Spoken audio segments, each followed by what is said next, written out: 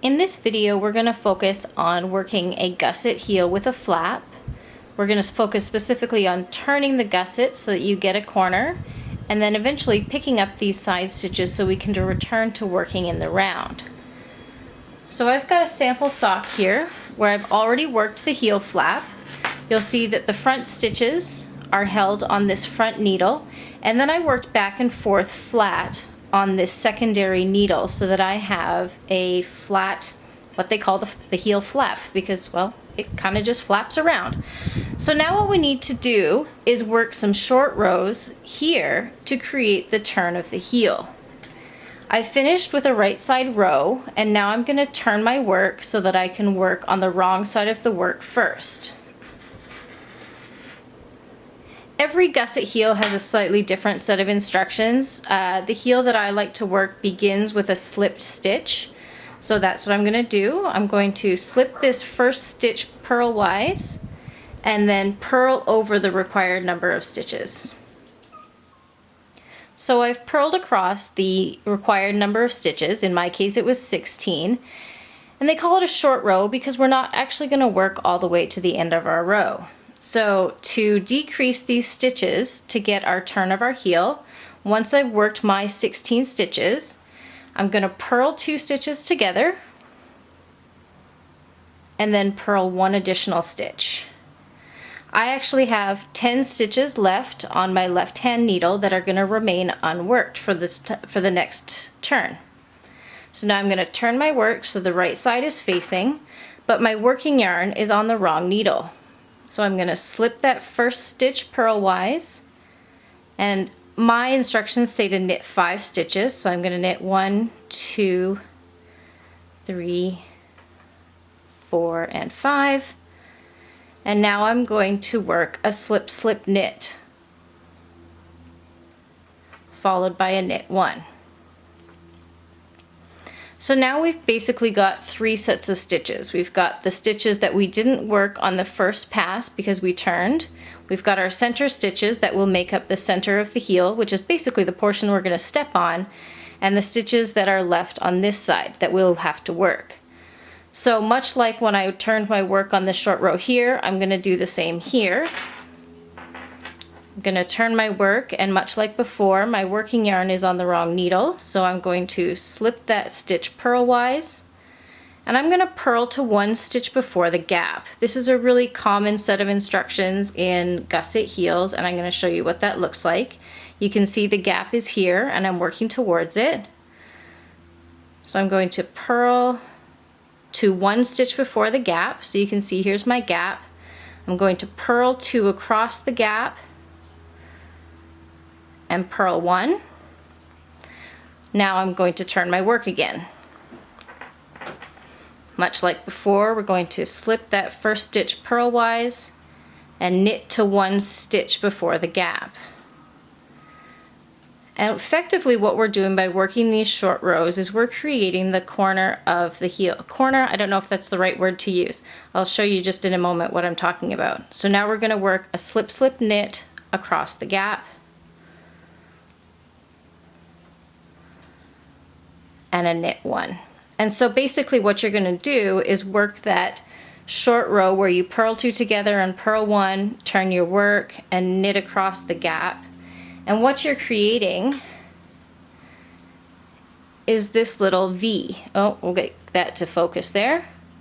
You're creating a little V here, which becomes the bottom of your sock, so that when you're wearing it, you have a flat section for your foot to sit in. So I'm going to go ahead and work all those stitches, and then I'm going to show you how to come pick up the edge stitches. So I've just finished working my last purl side row. I've worked all the stitches on this side of the needle. I have to work back across the right side to pick up and work these last 2 stitches. So I'm going to do that now so you can see what has to happen next. So we're going to slip our first stitch and knit across to 1 stitch before the gap, just like we did on all the short rows before getting here. Okay, so here we go. We are now at 1 stitch before the gap. We've got these 2 remaining stitches left that we need to work. So we're going to work those as a slip slip knit. and a knit 1, and we've now processed all of the heel stitches that were at the bottom of our heel flap. And if I turn the sock right side up, you can see there's now a little pocket there, and that's what nestles your heel in when you wear this heel. Now we have to turn the work and pick up all of these edge stitches so that we can start working in the round again. So the way that I like to do my heels is I actually prefer not to do slip stitch edges, mostly because I don't have very good tension when it comes with my slip stitches. So I like to use garter stitch bumps. You can see them here along the edge. I've got 15 of those, which means I need to pick up 15 stitches along my edge. So what I'm going to do is find my first purl bump, stick my needle above, or in right above it, pick up 2 legs, and pick up and knit a stitch. So there's 1. Now I've got another purl bump here, so I'm going to go ahead and pick up the next stitch above it, pick up and knit. So I've got 2.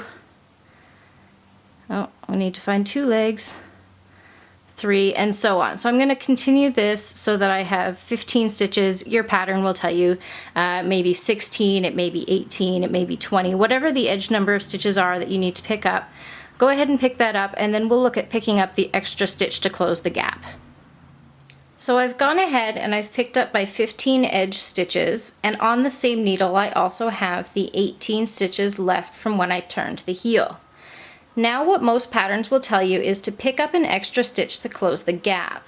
I'm sure you can see there's a little V right here at the top. It's 2 blue threads, and basically what we want to do is use those 2, it's going to be the left leg of one stitch and the right leg of another stitch, to make a stitch to close up the gap. Otherwise, if we just started working in the round on this next needle, we'd probably end up with a hole.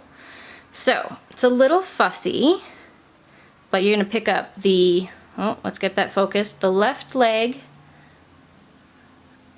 of the back stitch and the right leg of the front stitch, and we're going to pick up and knit a stitch out of that. You may want to use your front needle just to pick up those legs and move it over, because they're usually pretty tight.